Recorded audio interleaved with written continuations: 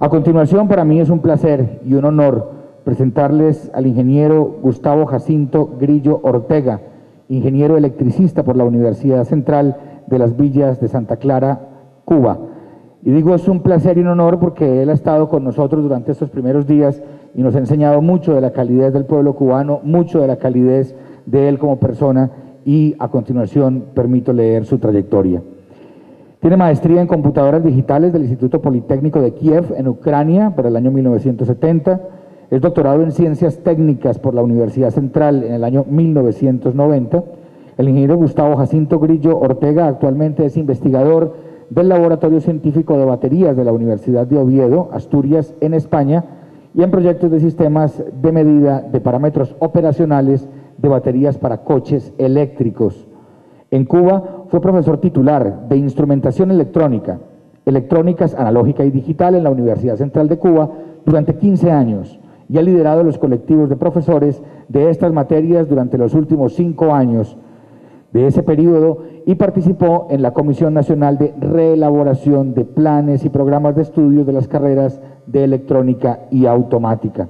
A la par, el ingeniero participó como director de proyectos de reinstrumentación de la textilera Santa Clara, la central eléctrica términa Carlos Manuel de Céspedes de Matanzas, Cuba, y la automatización de la alimentación de caña de azúcar en centrales azucareros cubanos mediante lógica alambrada y programada con microprocesadores para el Ministerio del Azúcar de ese país. Como resultado de este proyecto, el ingeniero Gustavo Jacinto Grillo Ortega pues ha tenido la fortuna y tenemos el honor de contar con él, pues posee las patentes de investigación a las que me voy a referir, patentes de invención. Procedimiento y circuito para la multiplicación de dos señales analógicas, CU 21079 del año 1983, y el multiplicador analógico por conversión VT con corrección aditiva interactiva de errores CU 436685, del año 1987. Así que es un innovador, un investigador y un hombre, por supuesto, de la academia. Fue miembro del Consejo Científico de la Universidad, jefe del Departamento de Electrónica y jefe del Laboratorio de Electrónica del Instituto de Soldadura de Cuba. Realizó 4 entrenamientos de posgrado en las universidades alemanas Otto von Guericke de Magdeburg y de la Universidad de Dresde, en el Instituto además Politécnico de Kiev en Ucrania. Dirigió las tesis doctorales de 8 aspirantes en Cuba y trabajó como jefe del Departamento de Ingeniería de la empresa asturiana HF Ingeniería y Equipos, desarrollando entre otros 2 proyectos de reinstrumentación de la refinería de crudos de Petronor en Somorrostro, Vizcaya, y el diseño e ingeniería de detalle de sistemas de medida de niveles de tanques y la indicación de ángulo de timón para nuevos buques en los astilleros de Huelva, en Andalucía. En la Universidad de Oviedo, desde 1999, se ha desempeñado como investigador en los siguientes proyectos: diseño de evaluación de prototipos electrónicos para el recuento de células somáticas en la leche de vaca. Como resultado de este proyecto, posee también una patente de invención denominada Método y Sistema de Medición para evaluar el grado de mastitis subclínica en muestras de leche fresca de vaca, y si se suma a las otras 2, tenemos 3 patentes del doctor presente con nosotros. Desarrollo, ensayo en campo e implementación de un prototipo de instrumento basado en medidas de tiempo de vida de fluorescencia para la determinación de especies contaminantes en aguas con sensores químicos de fibra óptica. Además, cuenta con la patente de desarrollo de un prototipo de medidor de oxígeno disuelto con sensor fluorescente de fibra óptica. Y desarrolló nuevos sensores optoelectrónicos para la cuantificación online de parámetros en levaduras y turbidez. Esto en los procesos de vinificación de la fabricación de vino. Ha participado como ponente en más de 30 conferencias científicas con la IEEE, además ha publicado 32 artículos científicos en revistas y es autor del libro Microprocesador Z80 y sus aplicaciones. Debo decir que este es solamente un resumen que hemos logrado preparar con su asesoría para presentarlo, porque son muchísimos más los logros del doctor Gustavo Jacinto Grillo Ortega, para quien pido un muy fuerte aplauso.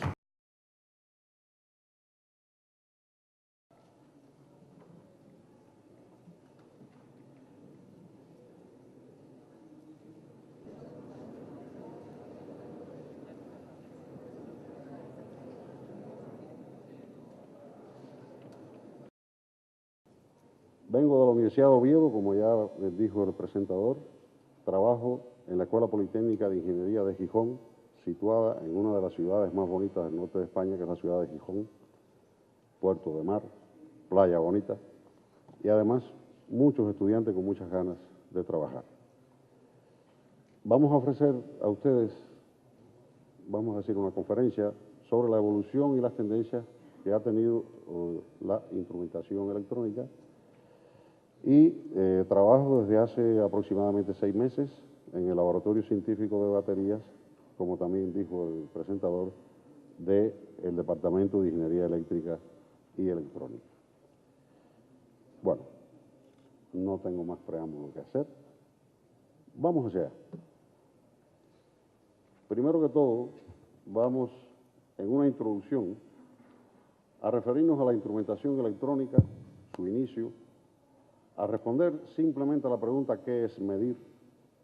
¿En qué consiste la ubicación del valor real y el valor medido? La veracidad de la precisión y la exactitud. Y en una segunda parte vamos a ver la evolución de la instrumentación electrónica, primero a través del desarrollo de las componentes de lo que es un sistema de medida. Y posteriormente vamos a ver las tendencias actuales y así como una visión muy personal de cómo vemos la instrumentación en el futuro. A ver si lo conseguimos. Yo hace muchos años que no hago de docente y creo que quisiéramos realizar una comparativa en el tiempo de la evolución de la instrumentación y de la tecnología. También precisar los componentes de un sistema electrónico de medida y su evolución histórica. Y no porque sea lo último, va a ser tampoco lo menos importante, comentar y un poco, si es posible, coloquiar con vosotros lo que pensamos acerca de cuáles son las tendencias futuras de este amplio campo. Ya en esos tiempos, 1680, en el gran tratado que se conoce con el nombre de Di Principia, Isaac Newton, que todos conocemos, se veía forzado por las circunstancias reales de la experimentación práctica a afirmar que tenemos que utilizar medios y métodos para desarrollar los experimentos que nos permitan aproximarnos de forma más precisa posible a la realidad. La instrumentación es ciencia y es tecnología de la medida. Ciencia porque abarca todos los métodos para realizar la medida del universo que nos rodea, y es, a su vez, comprende la tecnología porque sin los medios tecnológicos necesarios no podemos llegar a su materialización objetiva. La instrumentación electrónica, en particular, hace referencia a todo ese conjunto de medios de medida con tecnología capaces de complementar nuestros sentidos y lograr así el conocimiento más fiel y completo de la realidad. Aquí hay un primer hito histórico. Las fechas que yo voy a colocar aquí son fechas que se corresponden con los momentos en que las patentes de estos dispositivos o equipos fueron registradas oficialmente. Aunque todos sabemos que con respecto a las patentes hay tanta cantidad y tanta versatilidad de que gente de distintos lugares trabaja en ciertas cosas en forma paralela, más o menos, y unos tienen más suerte que otros de poder lograr patentar sus cosas. Pues el tubo de rayos catódicos, esa cosa que quizás muchos de los más jóvenes aquí casi ya no la hayan visto casi nunca, a no ser que en sus casas tengan todavía una televisión de esas de las que llamamos nosotros, de esas que tienen hacia atrás, ¿sí? Por no decir una palabra, que es lo que se puede decir, ¿verdad? De esas largas, ahí hay un cañón electrónico que con un cátodo caliente emite electrones, y este señor, William Crookes, ya en 1875 hizo los primeros experimentos, aún no en una ampolla con un vacío que fuera ni mucho menos perfecto, de que si ponía una placa metálica a una cierta distancia de algo que calentaba, y si esa placa metálica se ponía con una diferencia de potencial respecto a la otra, se recibía y aparecía una corriente eléctrica. Bueno, pues te dirán, bueno, esto no tiene nada que ver, esto se parece más a un diodo con un tubo radiocatódico. Sí, pero el problema fue que si en lugar de usar la placa utiliza un barniz de materiales fotosensibles, pues entonces la fotoluminiscencia era efectiva por la incidencia de los electrones. Perdón. Y ahí surge... No le están escuchando en el fondo. ¿No me están escuchando? Si es tan amable, Oye, doctor, ¿y por qué no me lo habían dicho?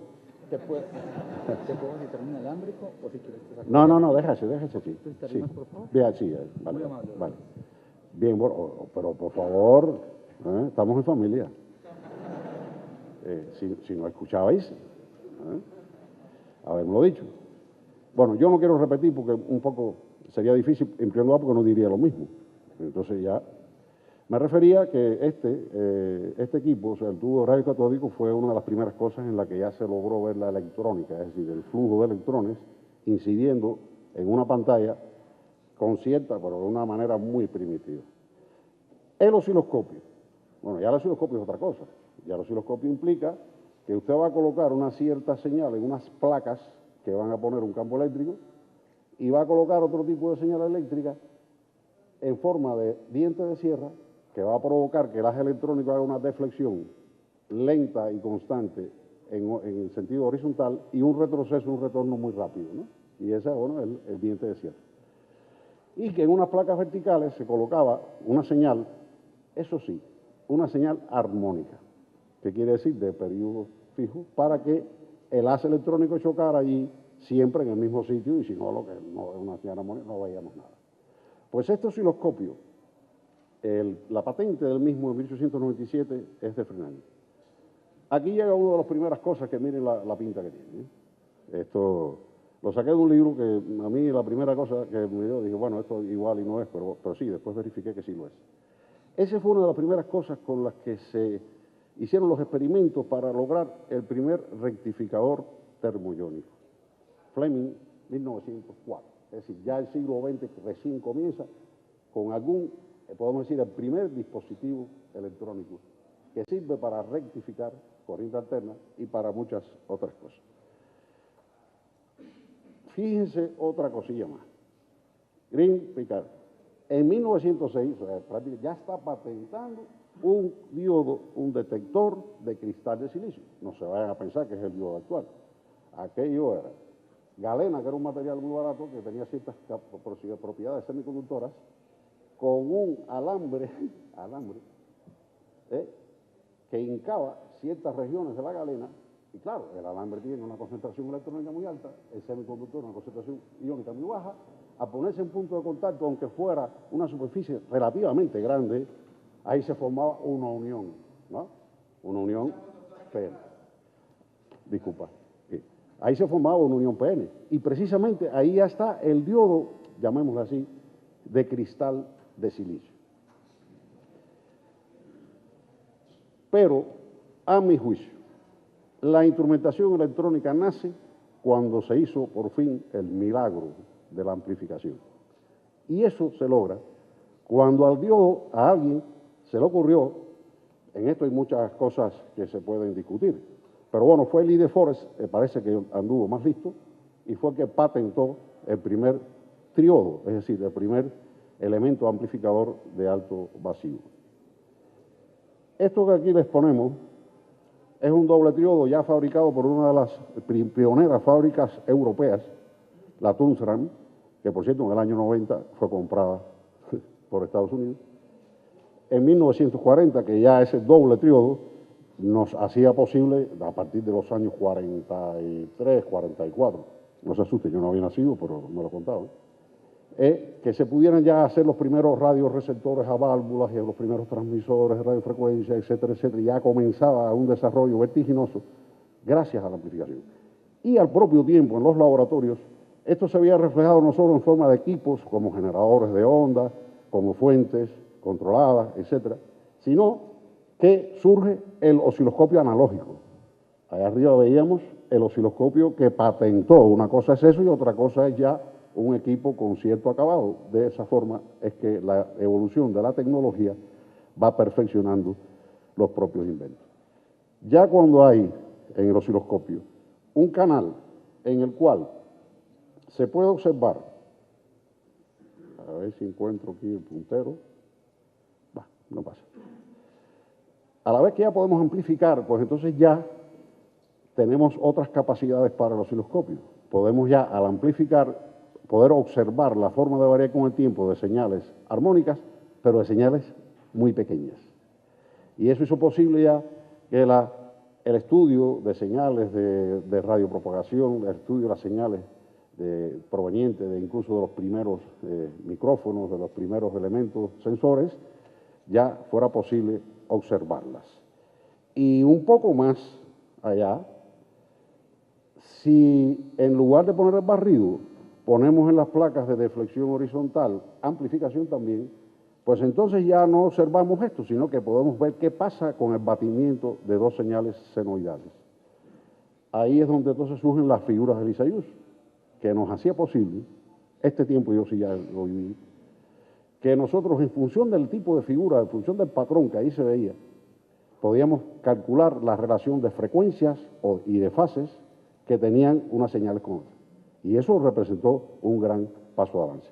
Así como cuando se logra que los amplificadores pudieran tener con atenuadores, etcétera, una calidad suficiente para poder nosotros hacer medidas también de la intensidad, de la amplitud pico a pico, etcétera, de las señales que podíamos ver en el osciloscopio. Evidentemente que ya cuando todo esto está en este sentido, la industria, para la producción de bienes materiales fundamentalmente y de servicios, comienza a utilizar estos primeros logros, por así decirlo, de la instrumentación electrónica para sí y para poder aumentar su productividad. La instrumentación electrónica para la industria se refiere, y aquí voy a ser un poco osado, a los elementos que sirven para medir, para así poder controlar o registrar las variables de un proceso con el fin de optimizar los recursos utilizados en el mismo.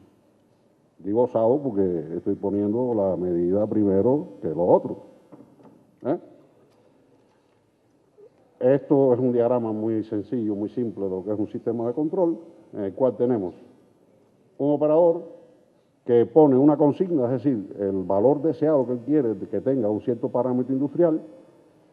Ese valor va a un primer elemento que hace una comparación. ¿Con qué cosa? Con el valor que tiene en ese momento ese parámetro o esa variable en el proceso. De la diferencia entre estas dos cosas sale la esencia de la instrumentación, el error.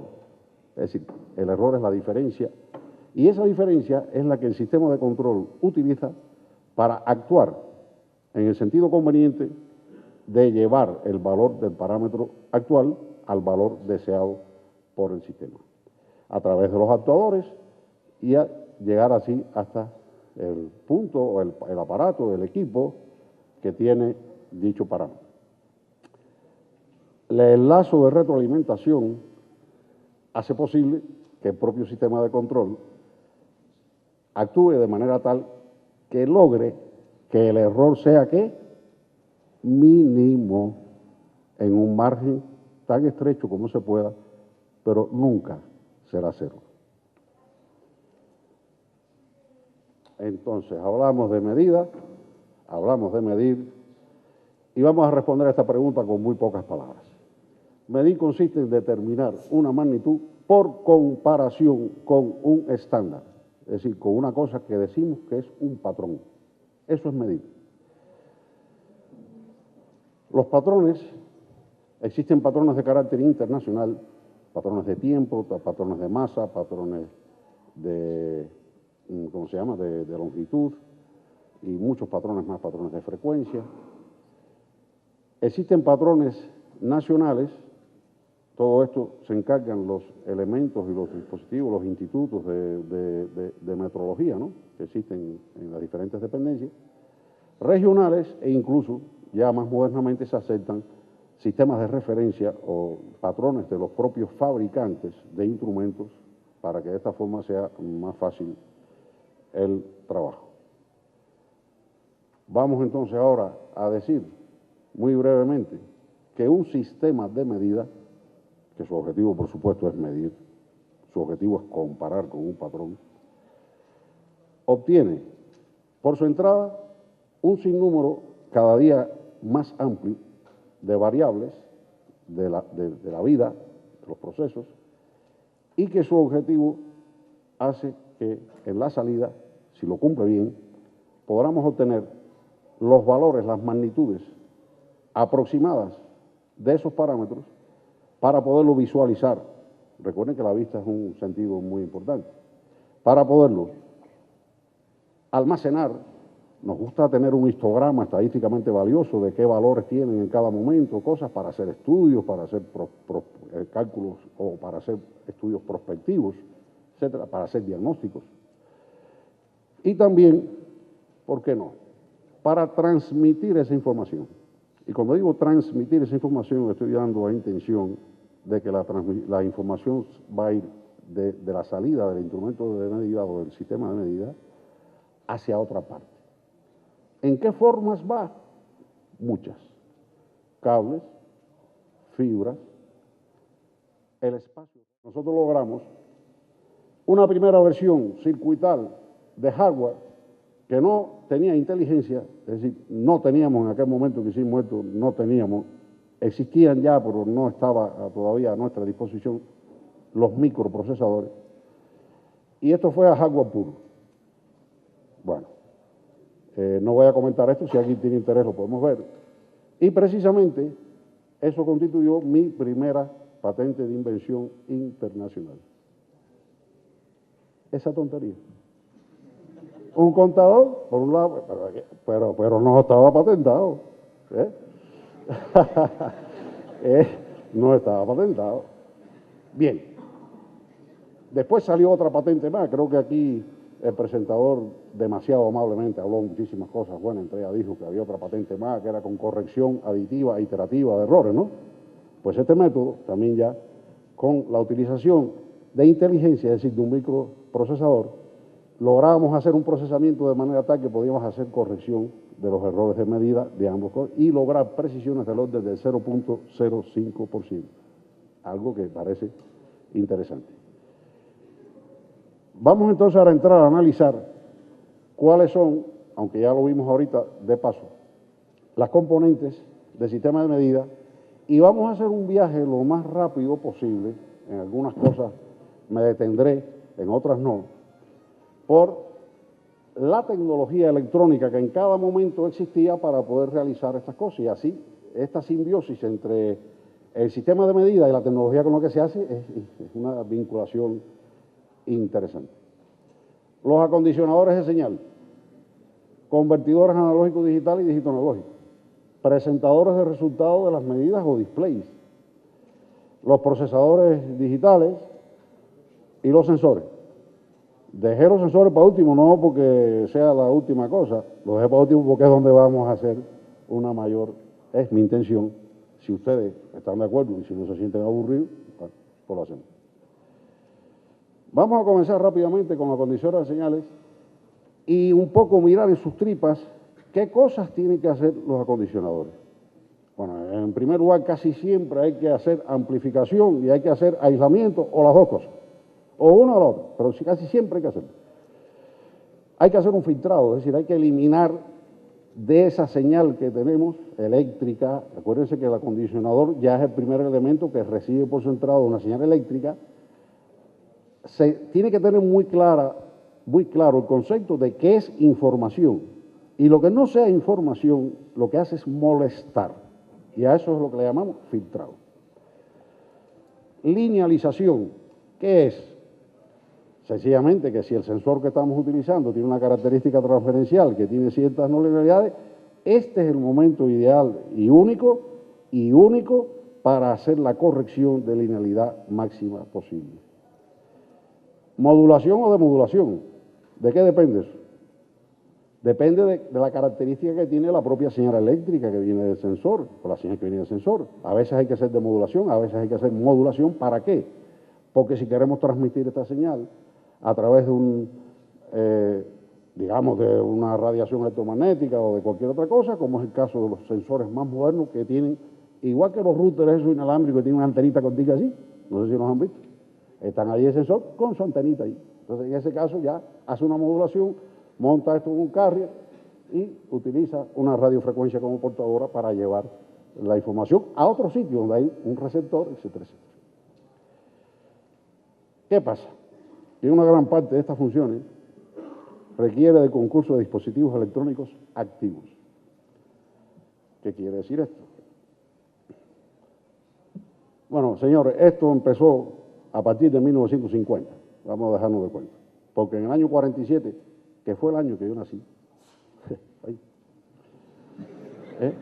es que se producen ya comercialmente, o sea, en el año 48 patentan los transistores estos dos americanos muy famosos, como yo casi, jarana. En 1948 patentan los transistores, primero empezaron los de germanio, después empezaron con la técnica de silicio, esas cosas que ustedes se pueden interesar mucho en ellas. Después empiezan a cambiar las tecnologías, vamos a la tecnología MOS, que ya nos posibilita capacidades mayores. Pero bueno, esa carrera es la que caracteriza los años 50 en su totalidad. De hecho, cuando ya teníamos transistores, por ejemplo, ahí podemos observar un primer amplificador operacional hecho a transistores. Miren el tamaño que tenía comparado con este boli. Miren el boli en mi mano. Miren el tamaño que tenía esa caja. Casi el tamaño del boli. Eso era un amplificador operacional y muy bueno además. Y muy bueno, porque era lo mejor que había en aquel momento. Ahora no vale para nada. En el año 64 es que se patenta el 702 for 5 chip. En el año 64 se patenta, pero ya en el año 66 ya había de esto muchísimo en el mundo. Cada día entre la patente, el invento y la realización objetiva masiva se va acortando. En el año 68 es cuando aparece comercialmente, y aquí no nos estamos refiriendo a partir de ahora a las patentes, sino ya cuando disponemos nosotros de estos dispositivos. Del importante 471 que nos salvó la vida a muchos de los diseñadores de aquellos tiempos, pero mucho, porque era el caballo de batalla para todo. Aquello era como la carne de puerco, que le gusta a todo el mundo, y todo el mundo la consumía. Tuvimos que esperar hasta la década del 70 para que ya aparecieran los primeros amplificadores de instrumentación. Y miren el nombre y miren el apellido. O sea, ya ahora viendo la importancia y la relevancia que tiene la instrumentación, se diseñan amplificadores diferenciales sobre la base de operacionales, que tienen una entrada de muy alta impedancia y al mismo tiempo que es capaz de ofrecer anchos de banda suficientemente grandes como para poder abarcar un gran universo de señales. Ahora, el aislamiento de verdad no lo tuvimos así en la mano hasta la década del 80, finales de los 70 y en el año 80. Es cuando ya podemos decir, el repertorio de tecnología para poder desarrollar bien las funciones de amplificación o aislamiento y, ¿por qué no?, el resto de esto. Esto que está aquí fue la última versión que sacó Analog Device del 741, que precisamente yo conservo todavía este maravilloso encapsulado TO. Te recuerdo. Era un dispositivo que tenía... disculpe. Que metí el dedo aquí, ahí, el anterior, aquí. Es un dispositivo de 1 milímetro y algo por 1 milímetro y algo. Este ya es el footprint del circuito integrado. Y que podemos ver que la ganancia es del orden de 25.000, 10 veces más que el primer operacional 741 que existió. Es decir, ya este ya es uno de los 741, podemos decir, relativamente actuales. Si lo comparamos con este modesto amplificador operacional actual, fíjense que aquí, nada más para decir que la ganancia de brazo abierto es de 130 decibelios. Recuerden que en ganancia de voltaje, cuando hablamos de decibelios, es 20 logaritmos de la ganancia de voltaje. ¿A qué cifra estamos haciendo referencia aquí cuando decimos 130 decibelios? A una cifra cerca de 60 u 80 veces superior a la anterior.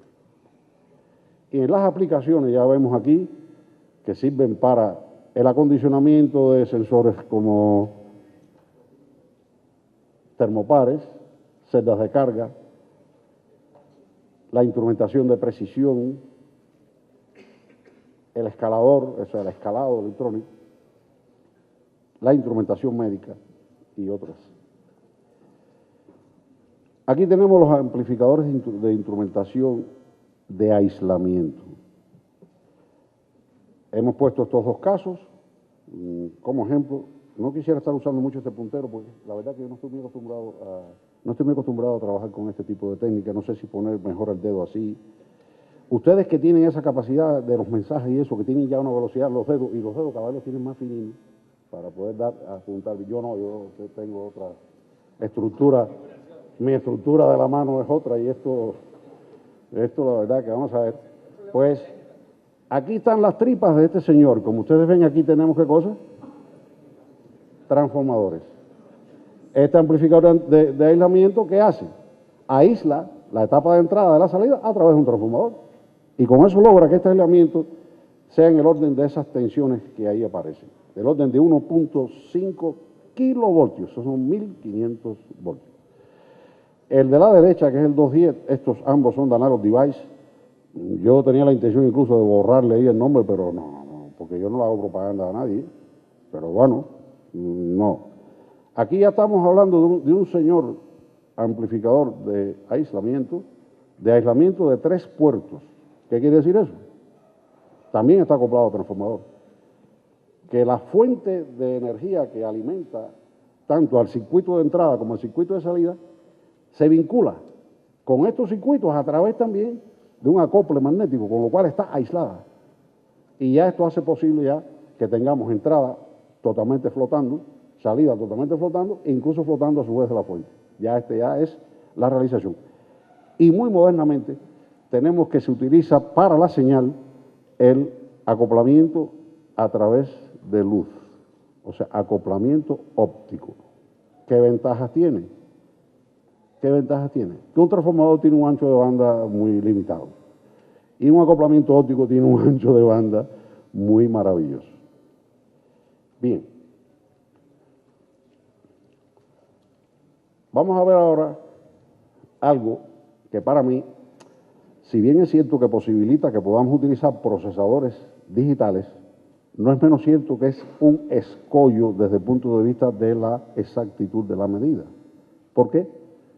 Porque es un elemento interfaz que si llamamos a cuento no hace casi nada más que convertir la señal eléctrica en un código, en un número determinado de ceros y unos, bueno, un traductor, pero que ese traductor, como todos los traductores, a veces uno le dice una cosa y ellos dicen otra, pues el convertidor analógico digital también tiene su error, y un error que no se lo quita nadie es el error de cuantificación, porque un convertidor AD es un cuantificador.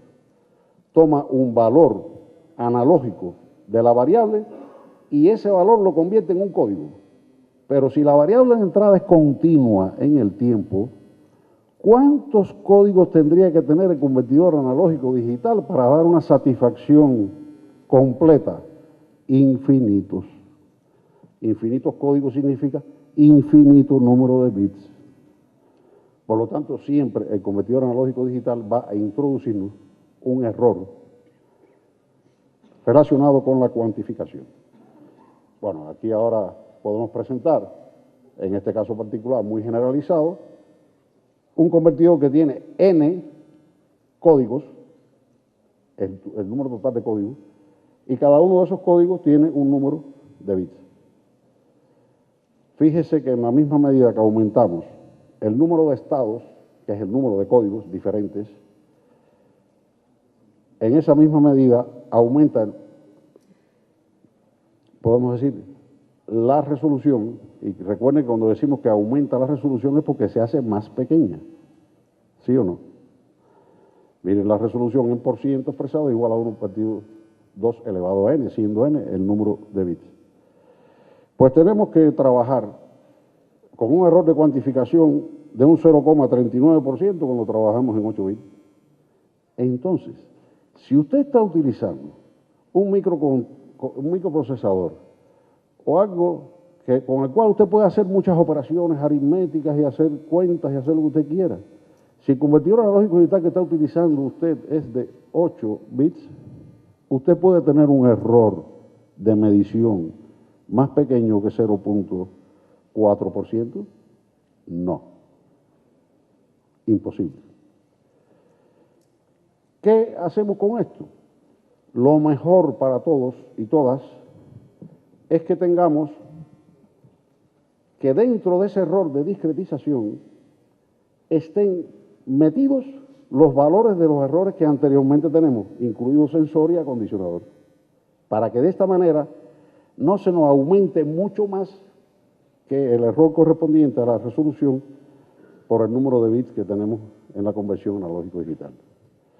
Esto que ya hoy en día, que tenemos convertidores de 16 bits, de 20 bits y esas cosas, con ya, miren, niveles de cuantificación muy elevados, pues no me arreglo con eso. Niveles de cuantificación muy elevados y por lo tanto tenemos un error muy pequeño, pues no es aparentemente un problema, pero antes este problema era algo muy importante.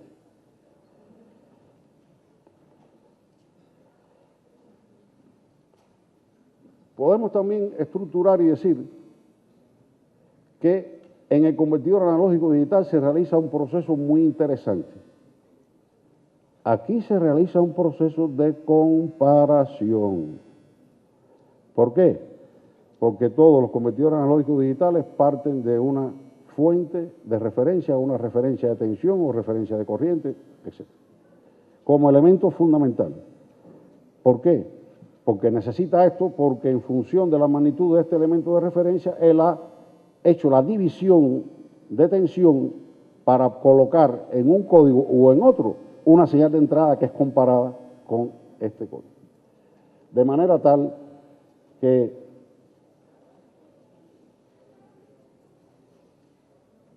si estos elementos los ponemos uno detrás de otro, si además el convertidor analógico digital posee, aparte del error de cuantificación, posee una serie de anormalidades en su característica transferencial, pues entonces sí ya acabamos esto. Gracias a la ciencia, a la tecnología, en nuestros días ya la mayor parte de los convertidores analógicos digitales no presentan prácticamente ninguna de estas deformaciones o desviaciones que presentamos ahí.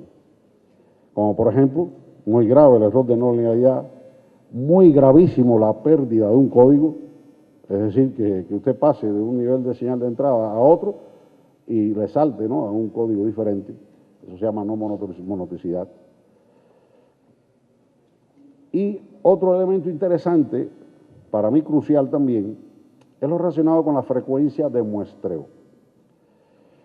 Ahí tenemos una señal sinusoidal en la cual esa flechita que aparece ahí donde está el circulito rojo es el instante en que el convertidor analógico digital va a querer apreciar la magnitud de la señal.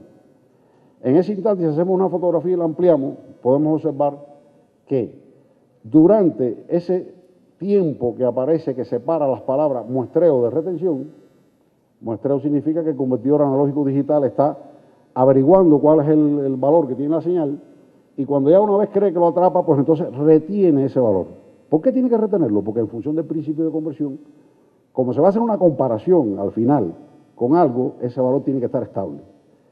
Y aunque la duración de esa cosa, que ya se va a llamar tiempo de conversión, pueda ser de pocos, incluso nanosegundos, no obstante, durante ese tiempo debe permanecer constante esta medida. Pero ¿qué pasa entonces si durante ese tiempo que tenemos la retención, el cambio que se produce en la magnitud de la señal EA es muy apreciable? En primer lugar, la razón de cambio de esa señal de tensión con respecto al tiempo máxima, todos conocemos que en una sinusoide se produce cuando cruza por cero. Ahí es donde tenemos la pendiente máxima de la sinusoide, ¿no? ¿Qué pasa entonces si nosotros relacionamos ese valor de la pendiente máximo con la duración TA y obtenemos entonces el valor del cambio de magnitud que ha hecho la tensión? Pues sabemos entonces que si eso no es menor o igual que un medio de LSB, LSB es el valor del bit menos significativo, es decir, lo que nos expresa de alguna forma la resolución del convertidor, pues nosotros no vamos a tener éxito en nuestra tarea. Dicho sea de paso, esto que aparece ahora que ya casi nadie ni le interesa esto, y digo que hay que mirarlo, porque muchas veces apreciamos de una variable no toda su riqueza, no toda su posibilidad. Por ejemplo, una variable analógica que no es continua, me refiero que no es armónica, sino que es una variable aleatoria, nosotros podemos llegar a conocer qué componente de frecuencias tiene esa variable. Sí, hoy en día lo podemos hacer perfectamente. No, ya hace 20 años no vi. Porque si nosotros hacemos un histograma estadísticamente valioso de valores de esa señal lo más próximos uno a otro que podamos, durante un tiempo muy largo, podemos decir que si el sistema se corresponde con la naturaleza normal del sistema, si el comportamiento, de la variable se corresponde con el, hemos podido en ese histograma tener ya todos los posibles cambios que pueda hacer la señal. Y entonces decir, esto sí ya es un poco una cañona, que vamos a suponer que ese tiempo muy largo es el periodo y que esa señal se va a repetir igual. Mentira, eso no se va a repetir igual, ni mucho menos. No, pero lo que sí está claro, que cuando utilizamos, por ejemplo, una herramienta como la transformada rápida de Fourier, podemos hacer para este caso de esta señal, que no es periódica, un análisis y un poco extraer las componentes de frecuencia, la de frecuencia cero, la frecuencia fundamental y los armónicos, que en la misma medida que son de frecuencia más alta son más pequeños. De esto, en los años 70, yo estuve trabajando y logramos un método que aplicamos en la industria con bastante buena aceptación por parte de los ingenieros y la gente que trabajaba en estos momentos en estas cosas, era que al hacer este análisis obteníamos el espectro de frecuencia de la señal y lo que hacíamos sencillamente es decir, bueno, vamos a coger aquellas componentes que nos aportan el 95% de la potencia de la señal y aquellas ya de menos un 5% vamos a suponer que no. Y de ese espectro seleccionamos entonces cuál es la frecuencia máxima del espectro. Por la teoría de muestreo, si usted quiere tener reproducibilidad de una señal, al menos cuántas muestras hay que tomar o a qué frecuencia hay que muestrarla con respecto a su frecuencia, el doble. Y entonces ya de una cuenta muy rápida sabemos que a esa frecuencia como mínimo hay que tomar las muestras, o a la frecuencia doble, ¿no? De esa, perdón, como mínimo hay que tomar las muestras de esa señal para que así sea apreciada también en nuestra medida hasta la componente menos importante. De ahí que la frecuencia máxima, como aquí aparece, está relacionada entonces también con este elemento. Por último, de esta partecita que yo quise detallar por lo importante que es, tenemos que los procedimientos de conversión que hoy tenemos se pueden clasificar en dos grandes grupos. Los convertidores que hacen la conversión directa, es decir, toman la señal directamente y ya ofrecen el código, o los convertidores que hacen la conversión indirecta, donde de la señal elaboran, producen otra cosa y es de ella de donde sale y se deriva el código. En estos últimos, que están puestos en ese orden, o sea, con los que conversión indirecta ahí debajo de la gráfica, yo los hubiera puesto arriba, porque fueron los primeros convertidores que tuvimos ya acceso a ellos, los integradores de rampa, voltaje de frecuencia, voltaje de tiempo.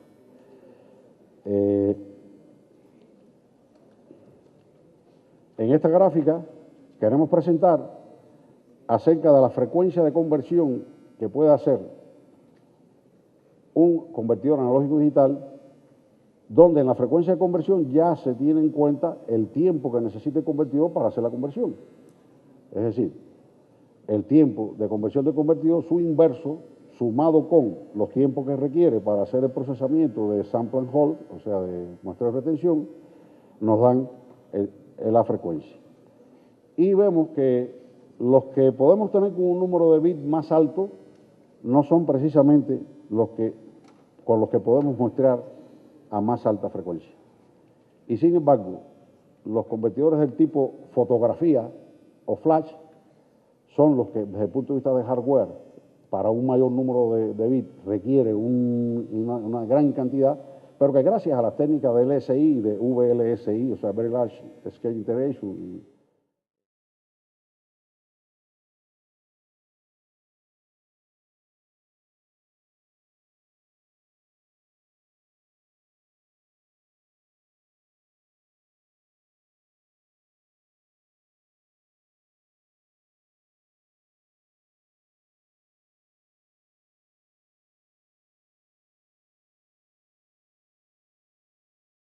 ¿está usted?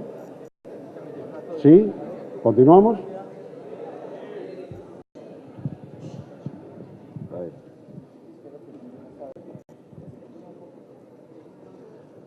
Es que no me gusta pegarme tanto a estas cosas.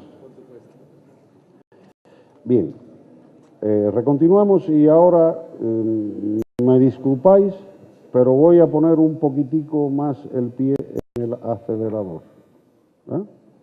Bueno, ya tenemos la barriga llena, corazón contento, pues entonces esto no será tan difícil para ustedes. Someramente vamos a ver el convertidor dígito analógico. Si el resultado de una medición en un procesador digital ya lo tenemos en forma de un código y necesitamos esta información como una señal eléctrica, pues entonces necesitamos, por obligación, utilizar este elemento, el cual es capaz de asociar a cada uno de los códigos, asociar una tensión o corriente en la salida. La característica transferencial de un convertidor, como ustedes ven, se corresponde con los puntos. La línea sería para el convertidor dígito analógico que fuera ideal y que tuviera capacidad de poder recibir palabras de un número n de bits infinito. Esto significa que aquí no hablamos de un error porque no tiene sentido hablar de discretización, pero que sí es interesante que si se fijan, también los convertidores dígito analógicos utilizan una fuente de referencia que es precisamente el elemento de comparación, porque miden, hacen una transformación de código, pero miden y por lo tanto comparan. Los problemas relacionados con la dinámica del convertidor también están presentes en el hecho de que si el convertidor en su salida tiene una señal analógica constante correspondiente a un código, digamos un código I, y inmediatamente se cambia por parte del procesador ese código a otro código N, que no tiene que ser adyacente, puede ser cualquiera, pues el convertidor necesita un tiempo finito para poder adaptarse a obtener, a captar el nuevo valor. Y ese tiempo precisamente es el tiempo del setting time o tiempo de asentamiento, que gracias al desarrollo tecnológico de los dispositivos, cada día se va logrando que sea más pequeño. Aquí le presentamos también una primera estructura que se empezó a utilizar desde muchísimo tiempo y que se aceleró cuando ya teníamos los amplificadores operacionales, que es la estructura de resistencias ponderadas en binario. Este es un sistema que simplemente con unos interruptores electrónicos que son accionados por el bit si es 1 o si es 0, abren o cierran, pues comunican a la fuente de referencia a través de una resistencia que tiene un valor cuantificado en el número de bits, de esa manera que 2R es el primer valor correspondiente al bit más significativo, mientras que 2 a la n por R es el correspondiente al bit menos significativo. De manera tal que esta red, tensión, resistencia, ¿qué hace? Provocar una corriente. Las magnitudes de esas corrientes son corrientes que están ponderadas en binario. La del bit más significativo es la mayor, es la mitad de la tensión final que existirá, si está en 1, por supuesto, y la más significativa se corresponde con el peso del bit menos significativo. De esta forma, los convertidores pueden tener salidas de corriente o salidas de tensión. Simplemente un elemento, en este caso amplificador, puede hacer esta conversión corriente-tensión. Esto implica que si con un número de bits muy alto tenemos que cada vez ir produciendo resistencias de mayor valor, llega un momento en que ya no es posible. Sin embargo, la red escalera, una red tan vieja, mucho más vieja por supuesto que yo, es una red que tiene propiedades insólitas. Simplemente es una red que tiene un circuito equivalente como el que aparece ahí debajo y que inyecta corrientes, cada uno de sus elementos, proporcionales al peso que tiene en el bit correspondiente. Es una red mucho más eficiente, hace posible que el convertidor tenga un mayor número de bits. Y, por último, simplemente voy a referirme a un convertidor digital analógico que su entrada, en lugar de ser los bits en paralelo, es un string, o sea, un grupo de bits consecutivamente uno detrás de otro, o sea, una cadena de ceros y unos, o sea, una salida serie. Que si, por ejemplo, con 16 bits a una frecuencia de 8 kHz entra ese tren de pulsos, hay un filtro digital de interpolación que lo que hace simplemente es transportar esta información a una cosa de 1 MHz. De ser de esta manera, se utiliza un modulador digital sigma delta, modulador digital que tiene la capacidad de podernos ofrecer una salida a 1 MHz, a esa frecuencia, pero de un bit. O sea, ese bit puede estar en 1 en 0, en 1 en 0, y el convertidor dígito analógico que se utiliza de un bit, simplemente ¿qué hace? Opone una tensión igual a menos voltaje de referencia o más voltaje de referencia. Al final, el filtro analógico de salida paso bajo, ¿qué hace? Integra aquella cosa de menos y más, y obtenemos como resultado un valor mejor. Y una cosa muy interesante, que al ser digital, tiene un funcionamiento total y completamente independiente de la temperatura. Un ejemplo actual de este tipo de convertidor para 20 bits con monoticidad garantizada, quiere decir que no hay problemas de todos esos errores que habíamos hablado, tiene un consumo muy bajo, un tiempo de asentamiento de apenas 2 milisegundos para llegar a obtener una diferencia entre la señal adquirida y la señal que debía ser la real de un 0.012%, y que tiene un error de linealidad máximo. Miren ustedes qué cosa más bonita. Bien, vamos a ir muy rápido ahora en algo que lo conocemos todos, que creo que quizás muchos de los que estáis aquí sentados, hay algunas de estas cosas que voy a poner aquí que no conocen, porque no tuvieron oportunidad de verla y se la perdieron, eran cosas maravillosas. Los dispositivos para representación de los datos, aquí los hemos clasificado en dos tipos, los que son indicadores y los que son registradores. Los indicadores simplemente son para darnos a nosotros una intención a través de un instrumento de aguja, eso que tiene un espejito para que uno pueda ponerse a mirar de manera tal que no se vea la sombra, el error de paralaje, y que entonces funcione la escala donde esté la agujita y la escala como sea. Es complicado, muy complicado. Y además el hombre ahí está mirando y puede ser que no vea bien, y ahí mismo ya tenemos problemas. Pero que son instrumentos que todavía en la actualidad se utilizan. La tecnología los ha ido perfeccionando, pero con esto no queremos decir que sean perfectos. O lo que ya comúnmente ya conocemos como display, ¿no? De esa palabra que casi ya se utiliza para todo. Display en los cuales tenemos los displays activos y los displays pasivos. Entre los registradores registradores podemos tener analógicos y digitales. Cada día los registradores analógicos son prácticamente menos debido a la gran potencialidad que se ha ido desarrollando desde el tambor magnético, pasar por las memorias de anillos de ferrita. Estoy transportándome a los años 60. Ya después pasamos ya hasta llegar al disco magnético y hoy tenemos las memorias flash. Esta es de 16 gigas. Esta. Es decir, pero no obstante, todos son elementos para el almacenamiento de la información. El instrumento de aguja, que incluso todavía hoy se utiliza. Este a lo mejor muchos no lo conocieron, son los tubos Nixie. Estos son tubos de alto vacío que tienen multicátodos, tienen 10 cátodos, pero los cátodos tienen forma de los números y unos están puestos detrás del otro.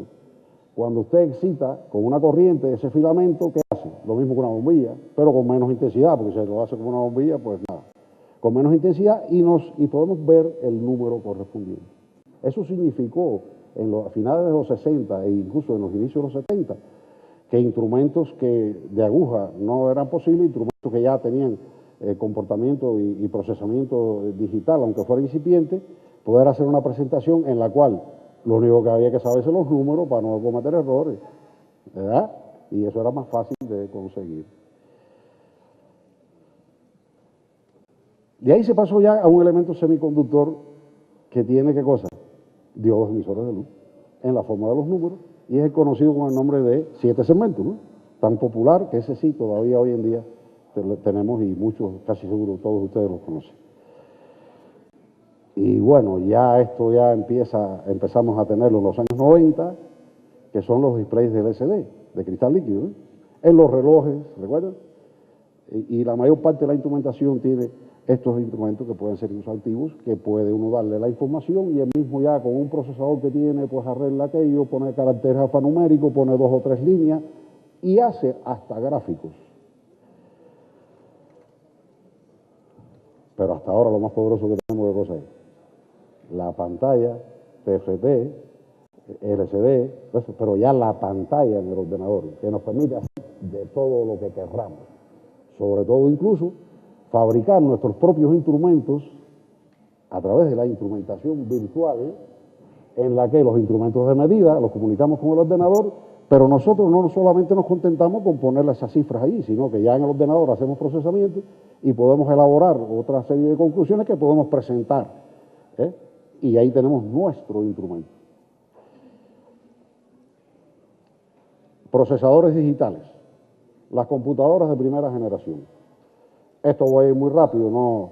En el año 47 hicieron una computadora que ocupaba todo el sótano, tenía 18.000 tubos, consumía 60 kilowatts, pesaba 6.5 toneladas y lo único que hacía la pobre era hacer 5.000 sumas por segundo, que eso ya en aquel momento era la idea.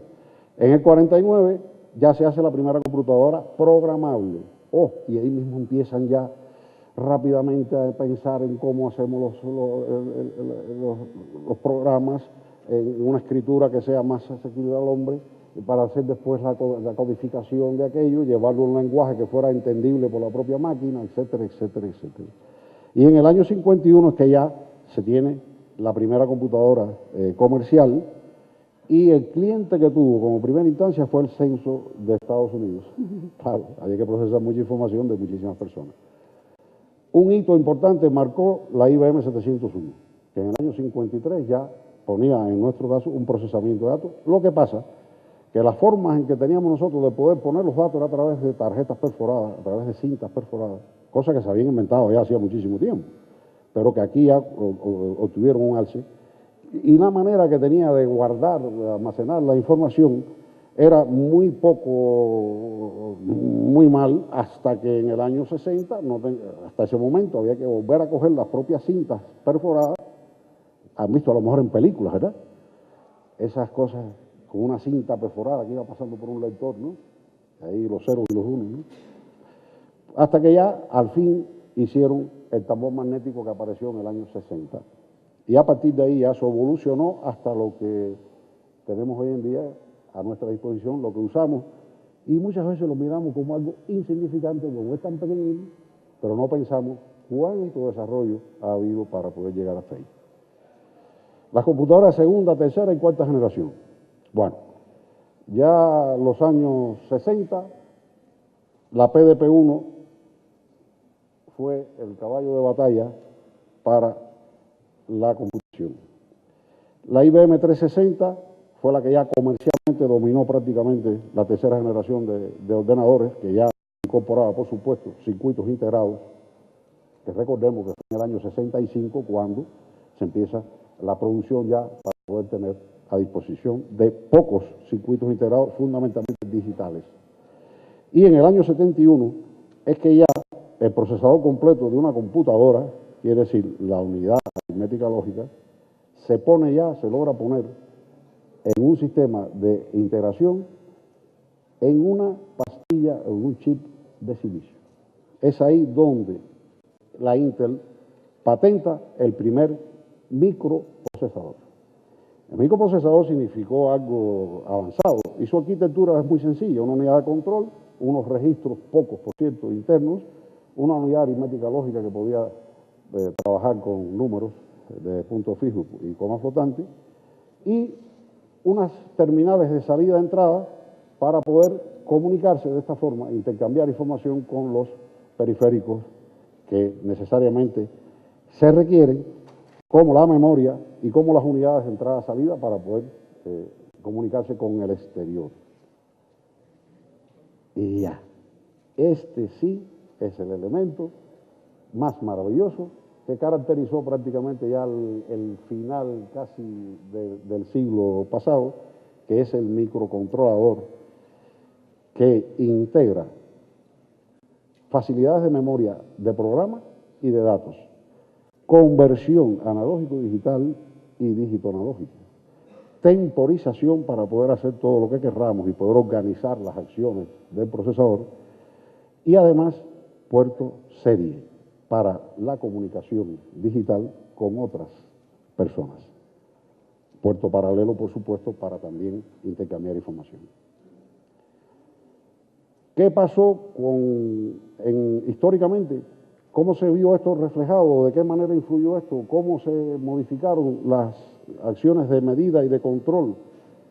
Cuando, por ejemplo, pudimos poner una mini computadora en una fábrica, aquello era una tarea, transportar aquellas cosas que eran inmensas, aunque eran ya transistores, transportar aquello y ponerlo ahí, la fiabilidad que tenía, que prácticamente era despreciable, porque había tanta cantidad de cables, tanta cantidad de contactos, relés, etcétera, etcétera, que cuando no era uno, era el otro, no había un día que aquello funcionara bien. Y eso lo sufrí yo. Bueno, pues, no obstante a eso, aparece la topología de estrella o de medición y o control centralizado. ¿Por qué? ¿Por qué centralizado? Porque teníamos aquella pobre cosa única y no podíamos tener 60 de aquellas cosas, imposible.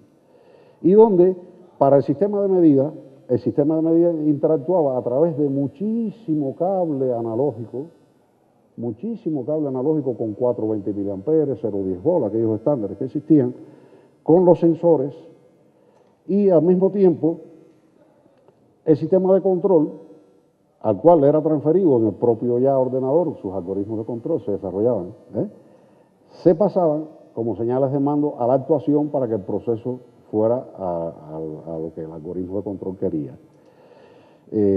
Aquí nos damos cuenta, no, yo creo que no necesitamos decir nada más, lo demás ya lo vemos ahí. La computadora personal, ya no es la mini computadora, ya es la microcomputadora, es decir, la computadora personal que ya tiene una serie de características. La integración a media y gran escala hace posible que aquella cosa ya sea algo más pequeño, podemos ya tener incluso una o varias como ella, y además poder hacer ¿qué cosa? Los primeros diseños de las tarjetas de adquisición de datos, donde por ejemplo aquí les pongo una, no muy nueva por cierto, ahora mismo no recuerdo cuál es, pero que ya nosotros podemos ingresar ahí seguimos teniendo cable analógico y esas cosas, ¿no? Aquí está el elemento multiselector, con las arquitecturas que conocemos, un solo convertidor analógico digital o un convertidor analógico digital para cada canal, en dependencia de tal. Aquí tenemos ya toda la parte relacionada con la transferencia de información a la máquina, y eso hizo posible que nosotros pudiéramos tener esto. El microprocesador representó para mí uno de los pasos de avance más importantes para el control, la automatización y la medida en el control de procesos. ¿Por qué? Porque hizo posible bajar hacia donde están los sensores la inteligencia. ¿Qué quiere decir eso?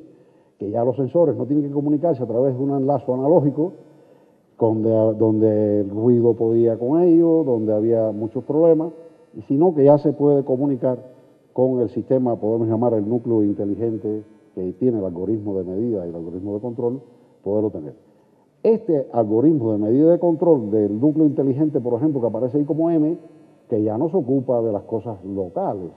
Vean el último que aparece ahí como núcleo inteligente N, hemos puesto uno a propósito, que el propio núcleo que hace tiene sensor y actuador. ¿Qué quiere decir? Él toma la información, ya él tiene ahí un algoritmo de control que es racional y actúa ya directamente sobre el proceso. Eso se parece mucho a una cosa que se llama PLC, ¿verdad? Control lógico programable. ¿Sí? Que en sus primeros intentos, bueno, Siemens en esto tiene mucha trayectoria, empezó de una manera muy poco racional, pero al final es una de las cosas que se interpreta. Ya que ahora aparecen los conceptos de los buses, el bus de proceso y el bus de campo. En el bus de proceso se utilizan y empezaron a aparecer una gran cantidad de estándares diferentes de cómo hacer, pero al final una de las cosas que más preferíamos era la RS485, que llevaba la alimentación a los sistemas y al mismo tiempo por ahí intercambiaba la información digital muy eficientemente. Esto hizo posible que la pirámide esta del control de procesos jerárquico fuera ya, y como es hoy, una gran realidad. Es decir, desde el nivel de campo, tenemos ya ordenadores, PLCs, etcétera, etcétera, pasamos al control de procesos en red, en una Ethernet, y de esta manera podemos intercambiar información, elaborar información, sintetizar informaciones y llevarla a un nivel superior donde ya está la gerencia, por ejemplo, de la producción, donde ahí se toman y se analizan no todo el proceso, sino cosas características que interesan para tal. De esta manera se van desdoblando los algoritmos de control hacia abajo y llega al final una importante decisión que se ha tomado en la gerencia, se ve materializada en muchos cambios de una forma casi inmediata. El directivo siempre, como siempre, todos los jefes, ¿dónde están siempre? En la parte más alta, ¿no? Y ahí toman ya las grandes decisiones. El jefe es capaz entonces de poder tener acceso desde allá arriba a lo que él quiera, hasta poder saber cuánto vale la temperatura en tal lado. Claro que esto empieza entonces tanto en el nivel de campo como en el de gerencia, como sobre todo en el control de procesos en red, a surgir una necesidad de buscar unos ambientes que al mismo tiempo no nos pusieran ahí cosas muy difíciles de entender y que nos apareciera la parte del proceso de una manera gráfica, simulada, de una manera que fuera visible, ver en cada uno de los elementos del proceso las variables fundamentales que lo caracterizan, cómo van cambiando en el tiempo y cómo va el propio proceso funcionando. Esto, claro está, me estoy refiriendo a estos ambientes como el SCADA, que es uno de los que más utilización tiene en la industria en estos momentos. Vamos a ver ahora los sensores. Y yo les propongo una cosa.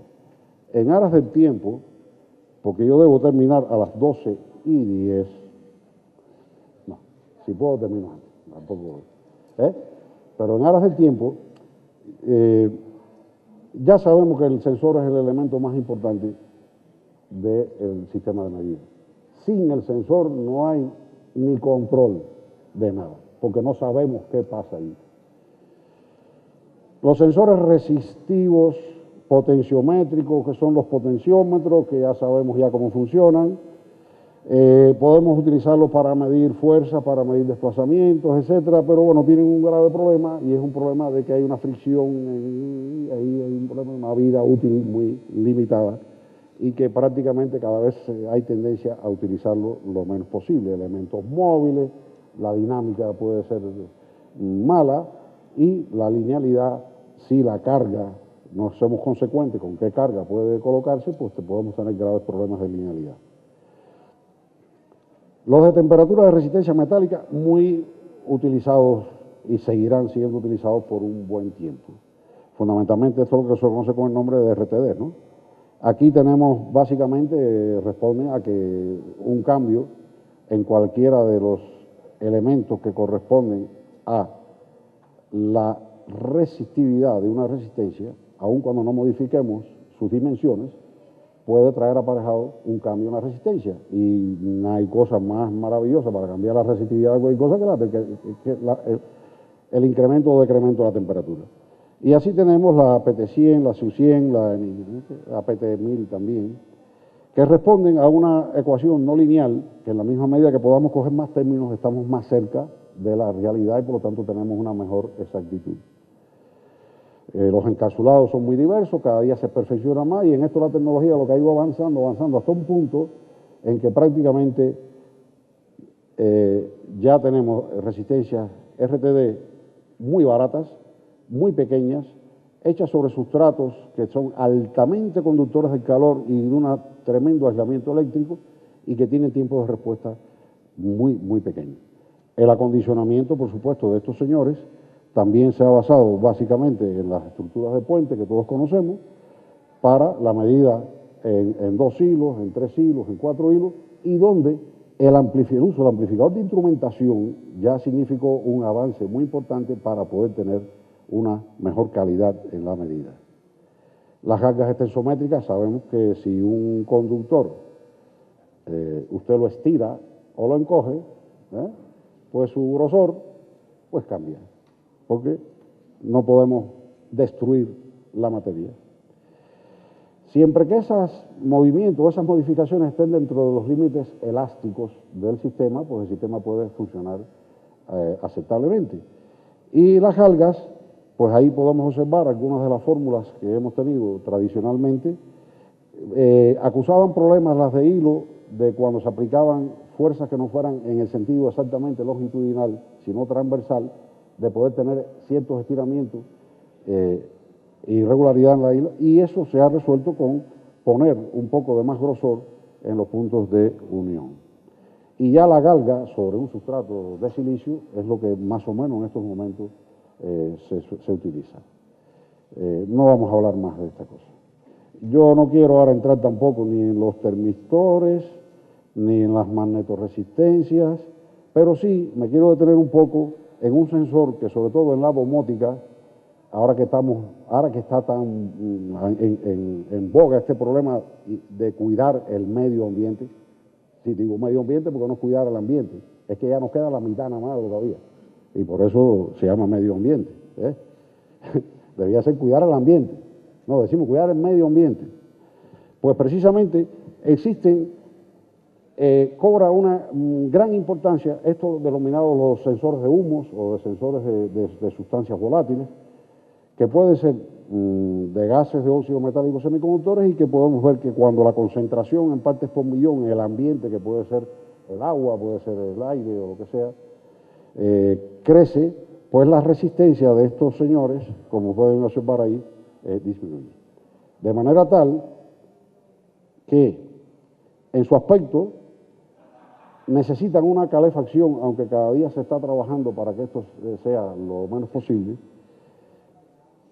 y se dispone ya hoy, sobre todo para la domótica, de estos sensores de gases para monóxido de carbono, hidrógeno, etanol, isobutano, metano y una lista bastante importante que no quiero aburrir mucho ahora con esto.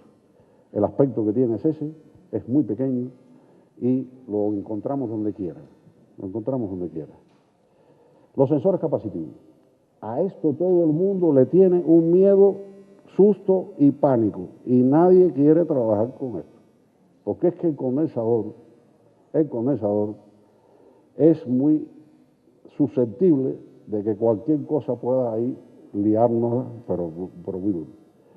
La capacidad, todo el mundo sabe que es una propiedad eléctrica, que si dos metales se separan por un dieléctrico, pues en función de la distancia y del área enfrentada, ¿no?, del área común de esos metales, pues obtenemos un valor de capacidad.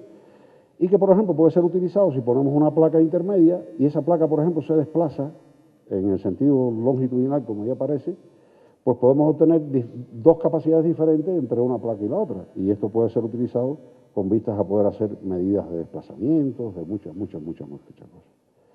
El sensor cilíndrico, si el cilindro interior lo desplazamos respecto al exterior, pues el área se modifica y con un movimiento longitudinal también lo logramos. Pero si en ese dieléctrico incorporamos modificaciones del medio que está ahí, la permeabilidad eléctrica del sistema cambia y por lo tanto también cambia la capacidad. A esta cosa la gente le tiene mucho miedo. ¿Por qué? Porque la permitividad siempre en un condensador en su diseño lo que se trata es que sea lo más estable y posible para que no sea uno de los elementos que nos influya, ¿no?, en la medida. Bueno, con una pieza importante de la electrónica, ya podemos decir de los años 80 y algo, surge el 555, que es un circuito que casi todos, que precisamente casi seguro hemos utilizado, en sus configuraciones de monostable, estable, ¿no? Y aquí, por ejemplo, si tenemos una configuración estable, si ponemos un condensador y este condensador cambia su capacidad por alguna de las razones, la frecuencia del circuito va a cambiar y eso lo hacemos llegar a un contador. ¿Y qué tenemos entonces? Prácticamente una medida inmediata, directa, muy fácil además, muy de bajo coste, de la medida que sea en cuanto a lo que respecta a la variación de la capacidad. Los detectores de proximidad, de eso ya es algo que es más moderno, es más reciente, pero que también es importante.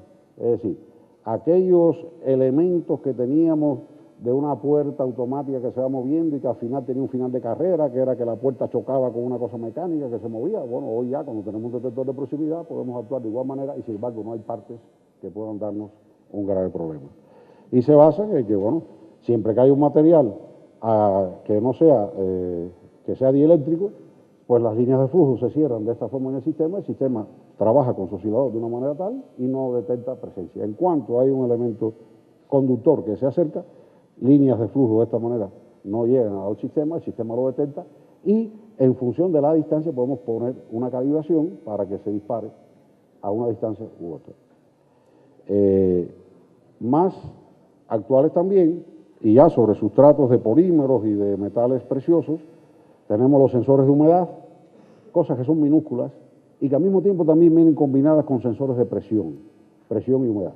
Y hasta en los chinos compramos nosotros para poner en la casa un aparato así que nos da la temperatura, nos da la presión y nos da la humedad, ¿no es cierto? Y lo compramos por 4, en este caso, bueno, 4 pesos sería muy poco, ¿no? Pero un poquito más.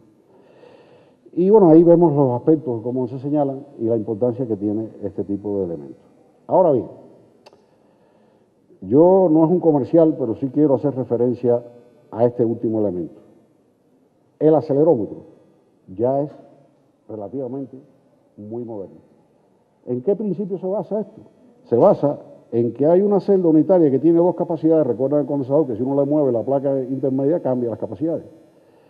Y si ese elemento que aparece en forma de una H ahí, que está soportado como se ve físicamente, enclavado al sistema, cuando se le produce una aceleración al sistema, este sistema, por acción y reacción, ¿qué hace? Por su masa, ¿qué hace?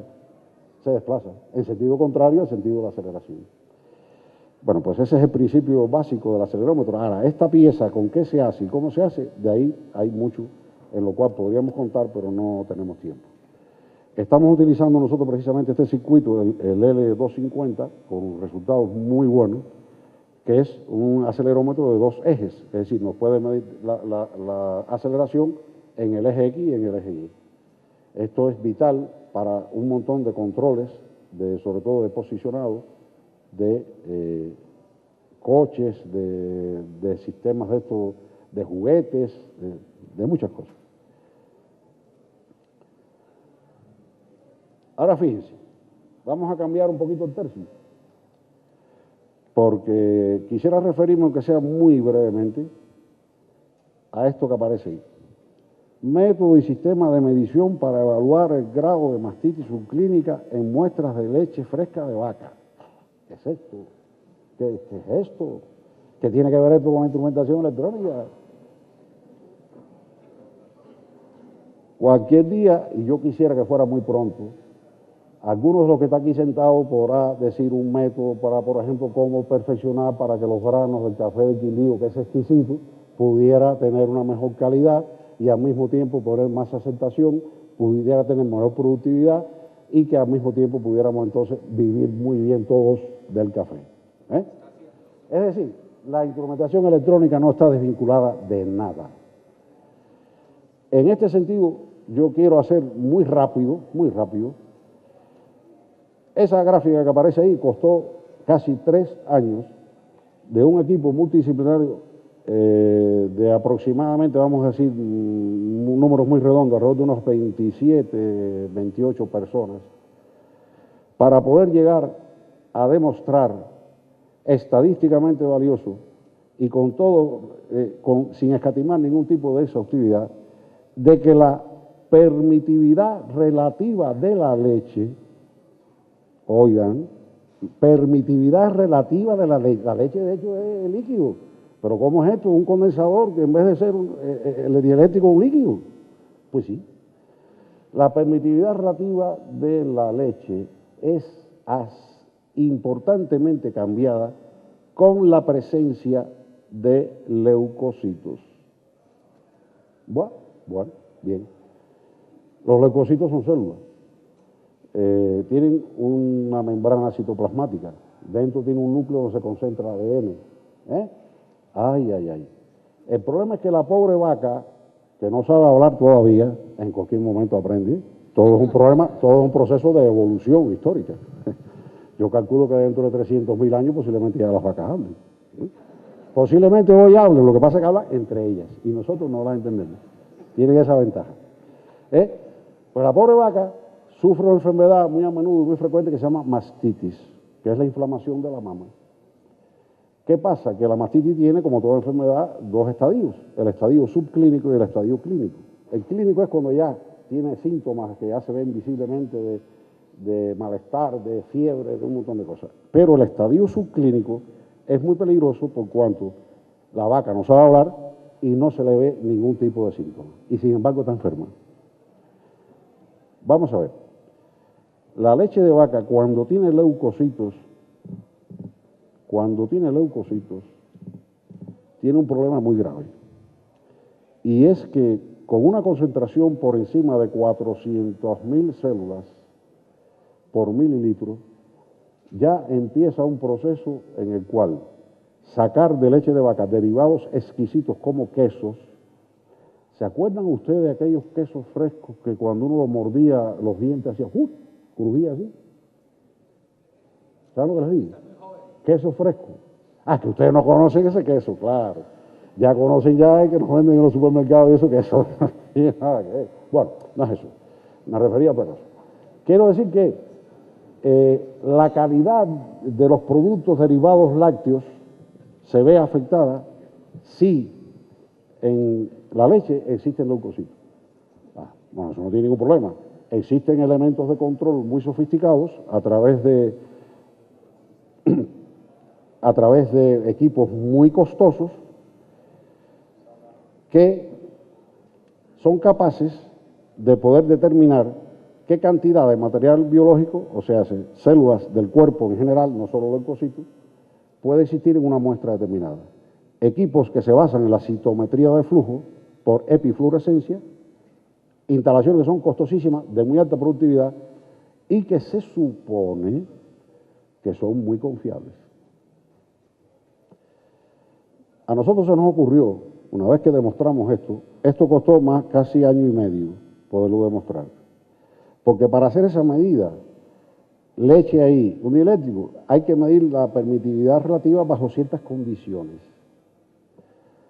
Los leucocitos tienen tamaños de micras, en dependencia de sus tipos, y son tales que cuando la membrana citoplasmática está intacta, es decir, puede estar muerto el leucocito, pero la membrana permanecer intacta, Si usted aplica una radiofrecuencia, que no voy a decir de qué frecuencia estamos hablando, pero podemos hablar de unos cientos de kilohercios, usted puede hacer que los iones existentes dentro, encerrados en la membrana citoplasmática, entren en un proceso de resonancia y de vibración. Con ello, ¿qué nos pasa? Que la permitividad relativa del sistema cambia. Es un cambio muy sutil y es un cambio que hay que medir de una manera muy específica. Llegamos a esta conclusión, dijimos, esto puede darnos un buen resultado, pero el problema es ahora que hay que luchar por demostrar que con esto podemos hacer un equipo muy confiable, de muy buena exactitud, que podamos poner en cada vaquería, pero no solo en cada vaquería, sino en cada conducto por donde sale la leche de cada vaca, a precios asequibles para que un ganadero lo pueda comprar. El método que existe para poderse enterar de que una vaca tiene un proceso determinado de concentración de células es el siguiente. Disculpen que estas cosas están en inglés, pero es que realmente no tuve demasiado tiempo antes de venir para poder hacer una traducción. Bueno, lo que es las pruebas oficiales para la leche, lo que está reglamentado en norma, es que, como se observa ahí, de la vaca, la leche se toma una muestra de 60 mililitros de cada vaca una vez al mes. Y eso se lleva a un laboratorio especializado donde decía que por técnicas de citometría de flujo de epifluorescencia, se coge aquella cosa, se separa los sólidos, se le echa un tinte que sea fluorescente, donde hay ADN, que es en el núcleo, es receptivo, y pasa entonces por un cañón, podemos decir, que excita, emite una fluorescencia, y cada vez que hay una emisión de fluorescencia hay un contador que va contando. Si aquello lo hacemos, podemos saber cuántas de esas células hay en el volumen y podemos saber la concentración. Todo eso está muy bonito y todo eso es así. Nosotros, ¿qué hicimos? Transportamos la misma leche, o sea, en el mismo momento, al mismo momento que se está tomando la muestra de la leche para este laboratorio, cogíamos nosotros la muestra para nuestro laboratorio. Y hacíamos el procesamiento de esa muestra por el método de referencia que realmente tiene cualquier tipo de identificación de células, que es la microscopía óptica directa. Y nosotros ahí hicimos microscopía óptica directa en nuestro laboratorio. Y llegamos entonces después, sin que se enteraran mucho esta gente, cogíamos los resultados que ellos tenían, que ahí están cerrados en una línea roja, y los comparábamos con los resultados que nosotros teníamos. Las sorpresas fueron grandes. ¿Qué hicimos nosotros? Bueno, en nuestro laboratorio preparamos las extensiones con la leche, siempre de cada muestra cogíamos varias, para que en caso de que alguna de las muestras se destruyeran, los procesos que llevan, pues tener información no obstante a ello, y a partir de ahí hacíamos el procesamiento por microscopía óptica y por algo que vimos que era una necesidad, y era hacer una microscopía de video, porque ya teníamos una mesa de coordenadas que la podíamos mover donde nos diera la gana, teníamos unas cámaras CCD maravillosas de estas, que cogen la imagen con una calidad tremenda, con 16, con 10 y con 12 megapíxeles, y tenemos un ordenador que con el procesamiento de imagen podemos hacer muchas cosas, ¿no? Y por lo tanto, hicimos eso. El procesamiento de la imagen obtenida a partir de estos elementos nos daba unas cosas como estas. Estas son vistas reales, donde ahí aparecen unos puntitos, ¿verdad? Primero una imagen original es gris, en un tono de gris, la pasamos a un umbral de gris para blanco y negro, y después identificamos por un filtro de tamaño, eliminando primero que todo aquellas partículas que fueran seccionadas por los bordes. Después, por un filtro de tamaño, pasamos por un filtro de circularidad, y así llegamos, ese filtro de circularidad en el tamaño 25 300 micras cuadradas, en el área en que se mueven los diferentes tipos de células, que hubo que estudiar también en qué composición estaban los distintos tipos de células. Con un factor de circularidad de 1.5 obteníamos los mejores resultados. ¿Qué pasó cuando nosotros teníamos todos los datos en la mano? Ahí aparece una palabra, primero que todo, que se llama no comments. O sea, no comentarios. Nadie puede salir de aquí y hacer ningún comentario de esto. ¿Qué pasó? Ahora, en la ordenada tenemos los resultados para las mismas muestras en un total de cerca de 16.000 muestras.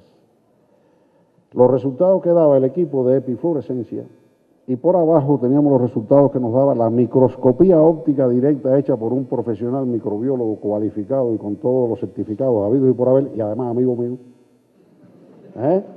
Así que si me hacía una trastada ahí, lo iba a pasar mal. Pues sencillamente, cuando ponemos esta nube, que no están representados incluso todos los puntos, porque esto era peor, si ustedes se fijan, en la línea esa roja horizontal de puntos, el sistema de epifluorescencia decía que todas esas muestras que están ahí tenían 300.000 células.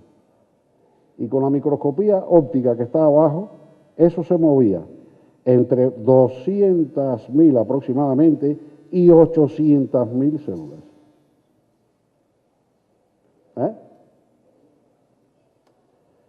Evidentemente que aquí, Houston, tenemos un problema muy grave, pero muy grave. Y esto, discutido en unos términos y en un nivel bastante importante, nos hizo que nos autorizaran a tener como sistema referente nuestro humilde sistema de videomicroscopía, porque después que pusimos esto otro. Con este sistema, que ahí no está representada la cámara, o sea, no está representada, perdón, la mesa de coordenadas, que también la movíamos, es más o menos lo que teníamos, una tarjeta de adquisición de datos, la imagen, etcétera. Los resultados entre la microscopía óptica directa y lo que tuvimos con esto, miren cómo eran. Y cuando esto lo demostramos, obtuvimos entonces la certificación de que la videomicroscopía en estas condiciones realizadas podía ser considerado como un sistema referente. Una vez que teníamos eso en la mano, pues entonces ya podíamos hacer lo que quisiéramos. Y ahora me preguntarán, bueno, ¿y todo esto a qué viene? A que sencillamente pudimos obtener esta patente que en estos momentos ya está en proceso de aprobación internacional en tiempos bastante difíciles para poder hacer esto. Tenemos un sistema que tiene un soporte de un circuito impreso, todo es de montaje superficial, esa es la cara de arriba, ¿no? Por así decirlo. Esto tiene por el medio planos de masa para poder hacer los aislamientos correspondientes de sus diferentes partes, y esto es la cara de abajo donde fundamentalmente tenemos alimentación, etcétera. Y esa tarjetita es esta. Hoy este fue uno de los primeros prototipos que montamos.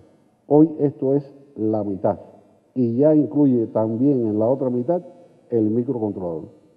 Al final tenemos en 63, creo que son, no sé ahora, después que he faltado de allí no he perdido información, porque no me he ocupado de eso. Yo estoy de vacaciones. Pues sí, y tenemos no sé si sean 62 o 63 baterías de distinta naturaleza, con atos entre 80 y 250 vacas. Tenemos un total de 325 equipos, como llamamos una serie 0, una serie pequeña, que llevan ya aproximadamente unos 3 meses funcionando y dando resultados que estamos obteniendo.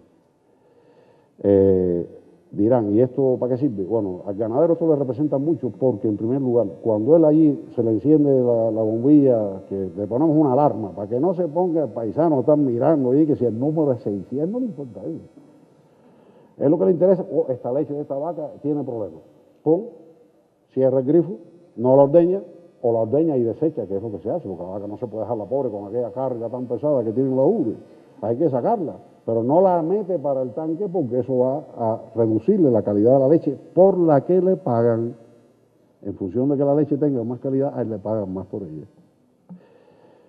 Y ahora ustedes dirán, bueno, ¿para qué me está contando este viejo estas cosas? Mi propósito no es ponerme aquí y decir que tengo una patente, eso, porque eso a mí no me interesa. Toda la vanidad del mundo cabe en un grano de arroz y sobra todavía espacio. Sino es que ustedes llevarles al sentimiento que en cualquier lugar y de cualquier cosa se puede hacer ciencia. Con la tecnología que tenemos se pueden hacer cosas interesantes, cosas importantes, y vean un ejemplo. Qué lejos podíamos estar nosotros de una cosa para llevar ya un aparatico que tiene así unas dimensiones pequeñas, por aquí, perdón, es al revés, es de abajo, le entra la leche y ahí adentro hay un condensador cilíndrico y sale la leche, y aquí está el registro, porque ahí tenemos almacenamiento de información, por supuesto, tenemos transmisión de datos de esa información, y nosotros estamos muy cómodos por allá, ahí delante de un ordenador donde estamos recibiendo toda esa información. ¿Eh? Así son las cosas. Bueno, de sensores inductivos quiero hablar muy poco porque ya son las 12. Aquí se basa esto en que podamos identificar la magnitud de un entrehierro cuando nosotros excitamos un material ferromagnético. El transformador diferencial lineal cada día tiene más detractores, pero bueno, todavía hoy se utiliza. Todos conocemos cómo es su curva característica y gracias a un circuito de adecuación como este podemos lograr que esa característica nos diga si el desplazamiento es a un lado o al otro. Sensores electromagnéticos, sensores piezoeléctricos, sensores de ultrasonido, piroeléctricos, optoelectrónicos, generadores de señal. Aquí sí vamos a tener un poquito porque estas ya son cosas mucho más recientes. Y donde también podemos tener algunas experiencias que transmitirles.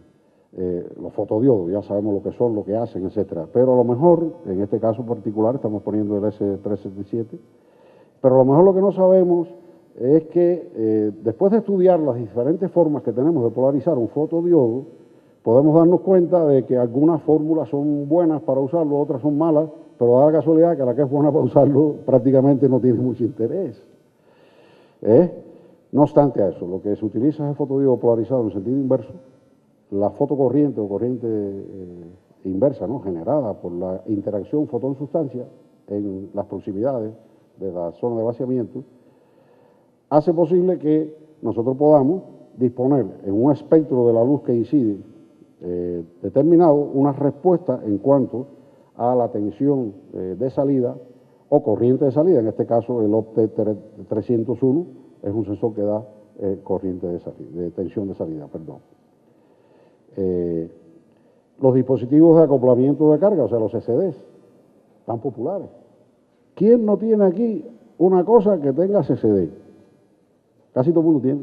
Una camaruca de esta, que la compran en los chinos, digital, ahí adentro tiene un CCD.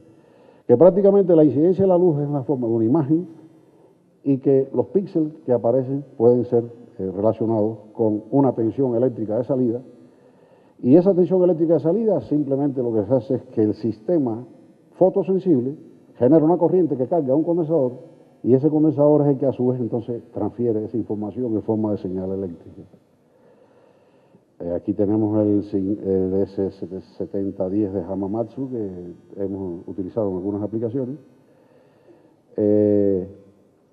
¿Cómo me dijiste que te llamabas? Que ya se me olvidó. Juan Carlos. Es un problema del alemán ese que me está escondiendo las cosas de vez en cuando. Creo que se llama Alzheimer, ¿no? ¿Y dónde puse? Me las esconde. Eso, que no me acordaba, Juan Carlos, disculpa.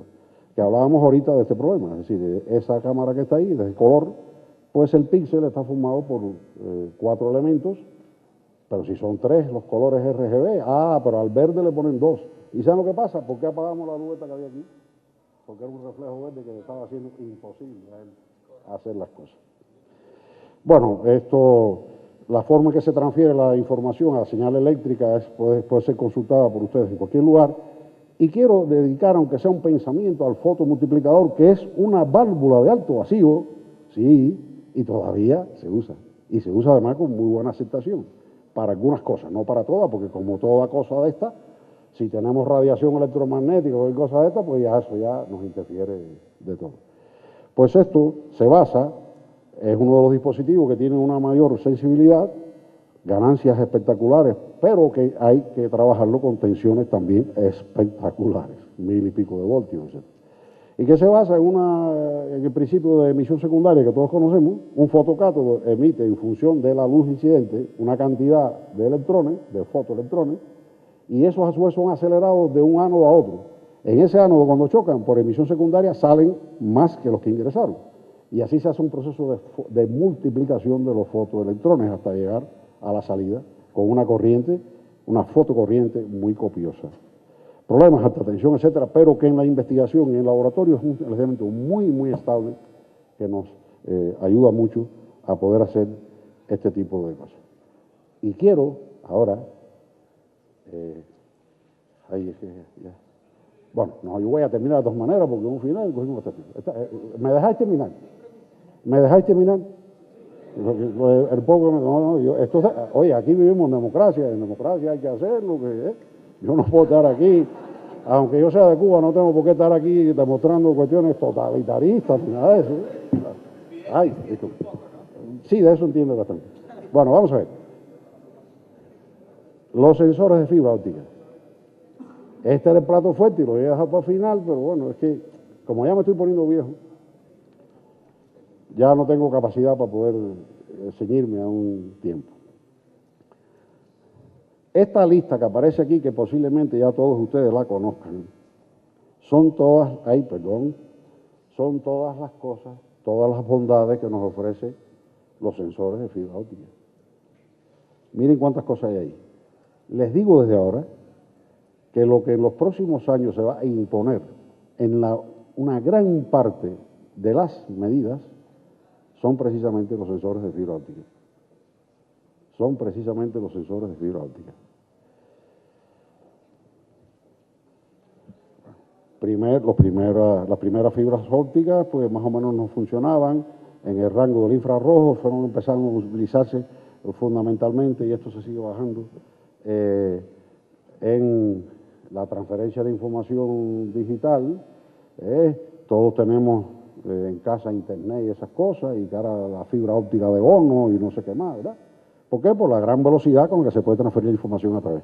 Pero el talón de Aquiles son los elementos que cogen la variable eléctrica y la transfieren en luz, o al revés, la luz la transfieren en variable eléctrica.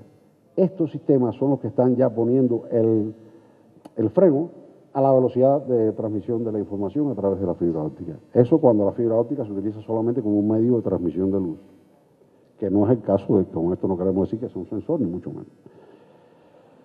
Una fibra óptica es eso que está ahí, yo creo que todo el mundo sabe ya, porque esto sí es objeto de estudio en prácticamente todos los programas.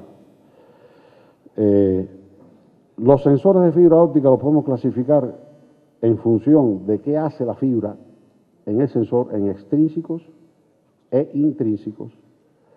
Los extrínsecos son los que la luz solamente se utiliza como un medio de transporte. La fibra se utiliza como a transportar luz y se acabó. Pero los intrínsecos, que son los que en mayoría van a comenzar a tener una gran incidencia, son aquellos en que la fibra es el sensor. Quiere decir, la magnitud que se quiere medir afecta las características ópticas de la fibra. Y con ello entonces ya sí podemos decir que es realmente la fibra el sensor. Las modulaciones, que son las transformaciones que pueden hacerse por parte de la señal eléctrica o no eléctrica o la que sea que queremos medir en la transformación de las propiedades de la fibra, puede ser la modulación de amplitud y la modulación de fase o frecuencia. Modulación de amplitud es lo que utilizan prácticamente la mayor parte de las aplicaciones que hoy en día tenemos de fibra óptica. La luz detectada en función de las perturbaciones externas, la circuitería es muy sencilla, utiliza fuentes que no tienen que ser fuentes coherentes, sino los LED, la luz incandescente de gran potencia, etcétera, y puede utilizar fibras muy baratas multimódulo. Sin embargo, ya para la modulación de fase ya está vinculada a técnicas interferométricas de detección. Sí ofrece una gran flexibilidad geométrica, es decir, que la fibra, como lo que se detecta en la fase, los movimientos que pueda hacer la fibra no afectan, sí afectan la amplitud, pero no afectan la fase. Y por otro lado, el gran ancho de banda que tiene este sistema con una elevadísima resolución. Tal es así que si utilizamos la fibra como un sensor para medir longitudes, si utilizamos la modulación de fase, podemos llegar a medir longitudes del orden de 10 a la menos 14. Esos son picómetros, ¿no? Mientras que en modulación de amplitud llegamos a los nanómetros, algunos nanómetros, o menos de nanómetros. Los elementos comunes que tiene un sensor de fibra óptica todos son la fuente de luz, la interfaz óptica, que puede ser lentes, polarizadores, conectores, acopladores diferentes, la fibra en sí, que lleva en ella implícita la modulación de la luz que por ella se transfiere, que puede ser en fase, puede ser en intensidad, puede ser polarización o puede ser también en longitud de onda. Y como detectores, bueno, los conocidos hasta ahora y algunos que se están desarrollando. Sensores de modulación de amplitud, ¿para qué utilizamos? Para medir desplazamientos pequeños, para también medir desplazamientos, distancias muy pequeñas,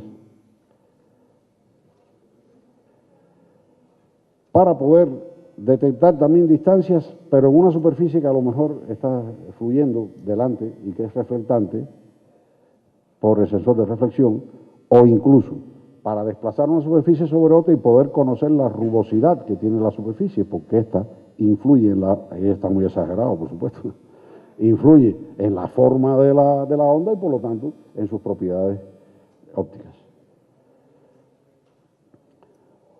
Ahora, en los verdaderos sensores de técnicas intrínsecas, la composición química de la fibra da lugar a la actividad del sensor. Por ejemplo, el método de absorción, si usted hace un dopamiento, es decir, una impurificación del cristal, me refiero siempre al núcleo de la fibra, con tierras raras, esas cosas que China tiene casi el 90% de los yacimientos del mundo y que tiene al resto del mundo cogido por la garganta, porque las tierras raras sin ellas no podemos, la tecnología móvil va a pasarlas muy mal, la tecnología de las baterías y los supercondensadores para los coches eléctricos la pasa también muy mal, y la fibra óptica para los sensores también la va a pasar muy mal, de ahí la importancia, y la tienen los chinos, así que imagínense. El mecanismo también de fluorescencia se puede lograr dopando la fibra con aditivos contentivos de fluoróforos. Fluoróforos son sustancias que cuando incide una luz de determinada frecuencia en ellas son capaces de dar una copiosa fluorescencia. De esta manera, con una fuente de luz que incida sobre y estimula la fluorescencia o con una radiación mediante la fibra se detecta fluorescencia, que es una medida de radiación incidente. Ahora, si este aditivo modifica su fluorescencia en presencia de algún elemento que es el que queremos medir, como por ejemplo oxígeno, sobre todo está pintado por su altísima resolución para poder medir concentraciones muy pequeñas de oxígeno. Y les voy a poner un ejemplo muy sencillo. Estamos trabajando en un proyecto hoy, o sea, llevamos ya 2 años, para hacer posible que botellas de vinos de reserva que pueden ser vendidas en el orden de unos 30, 50 dólares, puedan ser vendidas entre 300 y 500 dólares. Simplemente porque en el proceso de vinificación hay una etapa, hay un momento, después que se hace la fermentación de los mostos, el mosto es el zumo, ¿no?, de la uva, en que hace falta mantener, bajo ciertas condiciones que no voy a decir aquí cuáles son, pero durante un tiempo que no es muy largo, porque son pocos días, a ese caldo, en condiciones de temperatura, presión determinadas, pero con una concentración de oxígeno por debajo de 1 parte por billón, billón, no millón, eso es muy bajo.